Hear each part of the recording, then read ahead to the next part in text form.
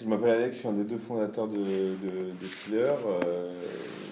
J'ai eu une formation assez classique d'école de commerce et après j'ai rejoint le sentier très rapidement.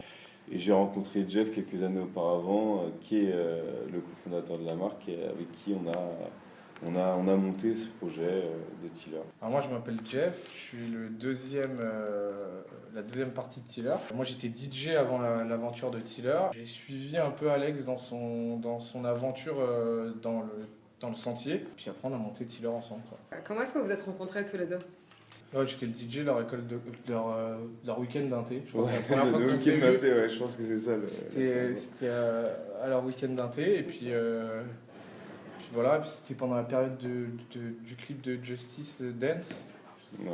Puis comme il était déjà un peu dans le business du textile et moi j'avais déjà plein d'idées, puis on s'était un peu réunis, puis on s'était dit qu'il fallait faire une copie de tous ces t-shirts. On a toujours eu un peu l'amour du Du t-shirt et avoir envie de faire des trucs. Ouais. On s'était dit qu'on allait lancer les mêmes t-shirts sur eBay et que ça allait être une super idée, puis avant de se rendre compte qu'il y a des dizaines de personnes qui l'avaient déjà fait avant nous. Donc voilà, c'était un peu le début de notre rencontre. Comment est-ce qu'est venue votre idée justement de créer Tiller?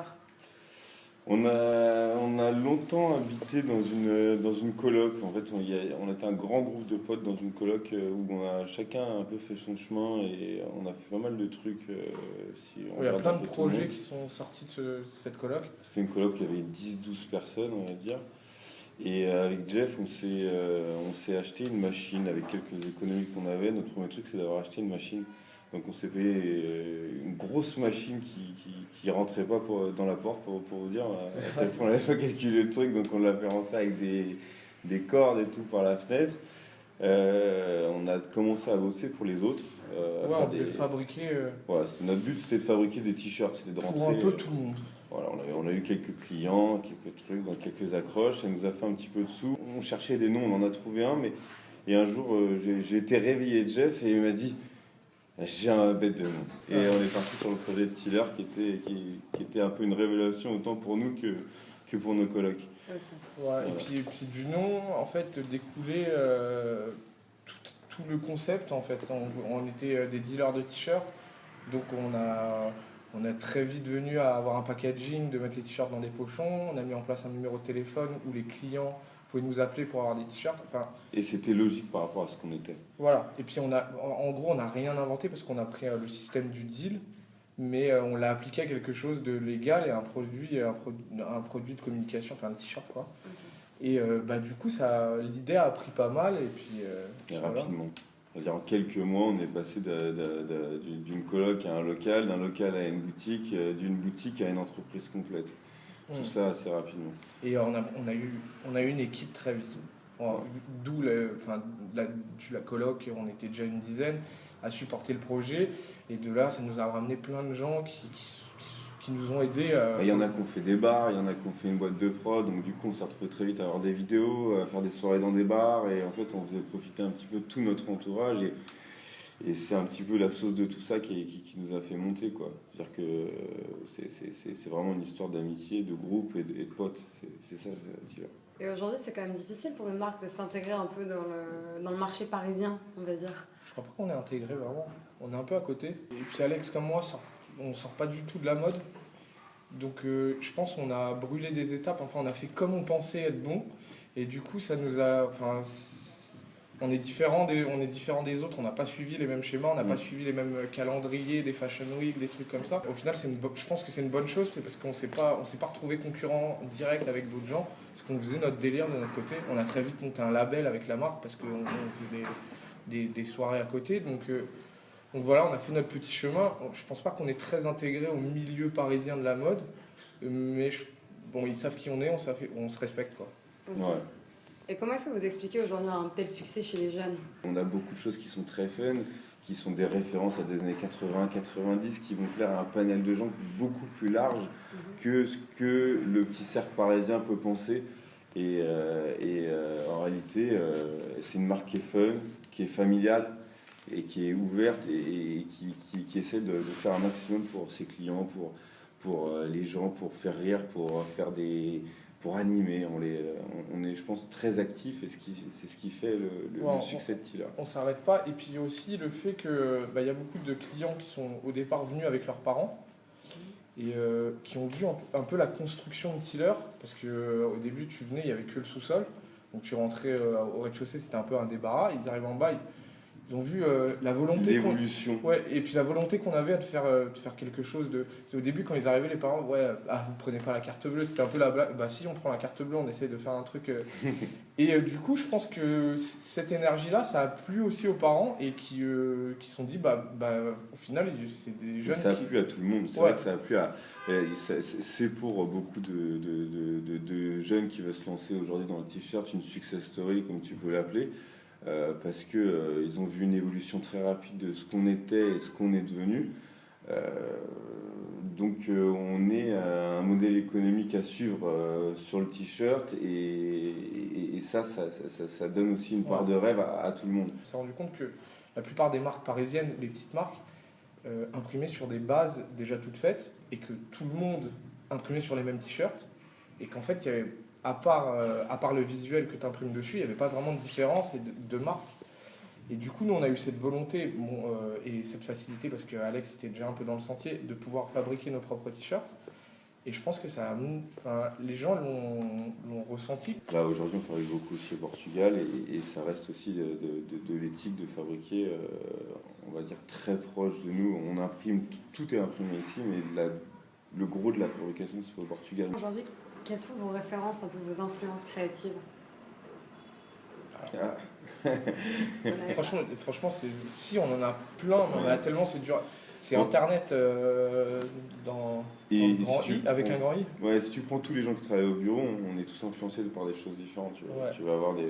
Alex et moi, on n'écoute pas du tout la même musique, on s'habille pas pareil, sauf quand on s'habille en Tiller. Tu écoutes la même musique? Moi, j'écoute beaucoup de hip-hop et de trap. Et toi? Moi, j'écoute pas de musique. Là, j'écoute pas de musique.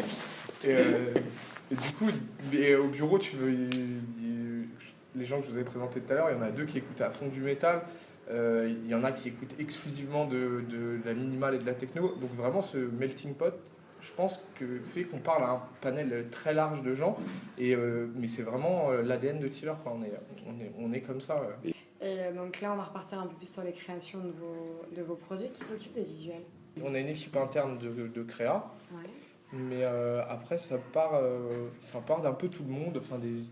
On a chacun des idées, on traîne tous le soir sur Insta, on regarde tous des films, on a tous des idées qui nous fusent. On arrive au bureau le matin, on dit ouais, j'ai vu ça, pourquoi pas ça, pourquoi pas faire comme ci. Après, c'est noté quelque part. Et après, quand. Et t'as le graphiste principal qui est là et qui accumule toutes les idées un petit peu de tout le monde. Et justement, le but aujourd'hui, c'est de savoir prendre du temps pour. Ouais, c'est trouver l'idée qui correspondra au bon moment et me dire putain, mais on doit faire ça, mais attends, tu te rappelles, on avait parlé de ça, et hop, on met tout en place. Mais on a une boîte à idées énorme qui est déjà bien remplie, et puis on a pas mal de. Enfin, on sort énormément de visuels pour les t-shirts, pour le print. Mais en interne, il y en a des milliers d'autres qui ne sortent jamais, qui ne sortiront peut-être jamais, ou qui peut-être un jour on se dira ah ouais, celui-là. Mais et là, on parle que du print, quoi, parce qu'à côté de ça, tu vas avoir la collection. Les collections en ce moment qu'on est en train de travailler, et avec une réflexion beaucoup plus complexe, parce qu'on parle aussi de matière, de tendance aussi, il faut suivre une tendance de couleur. Donc c'est beaucoup de travail, et je pense qu'aujourd'hui tu peux résumer la partie graphique pure, 3 personnes et demie, 4 personnes, quoi. D'accord. Et j'ai demi parce qu'il y a des mythes.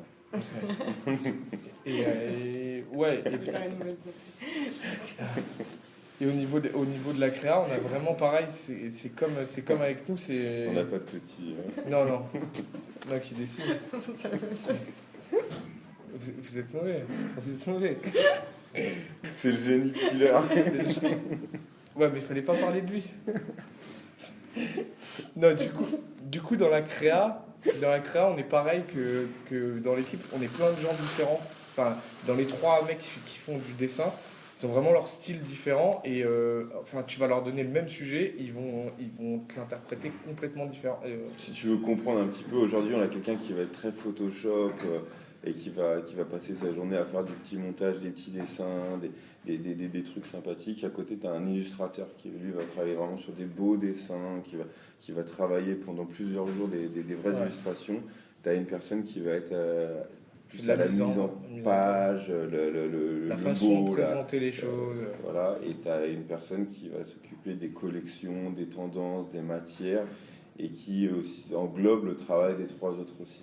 D'accord. Voilà un peu comment le processus graphique de Tiller il marche. Et quand vous avez commencé, vous étiez combien? Tous les deux. Tous les deux? Et vous vous occupiez de tout ça à deux? On a fait le premier t-shirt dans sa chambre. Ouais. C'était Bah, c'était Wesh. Ouais, c'était Steve Urkel avec marqué Wesh. Et après c'était Douy. qui a été Douy avec gros marqué carton Cool Kid de Never Die.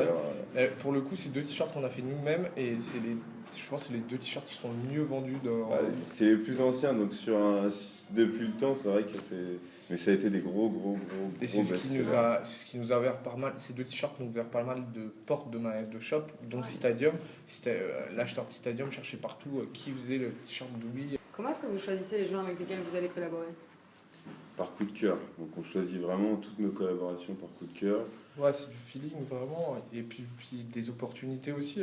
Enfin, il y a des gens, on voit leur travail, on se dit putain, ça serait trop cool de bosser avec eux, ça correspond bien à l'image de Tiller. On va peut-être collaborer avec des gens.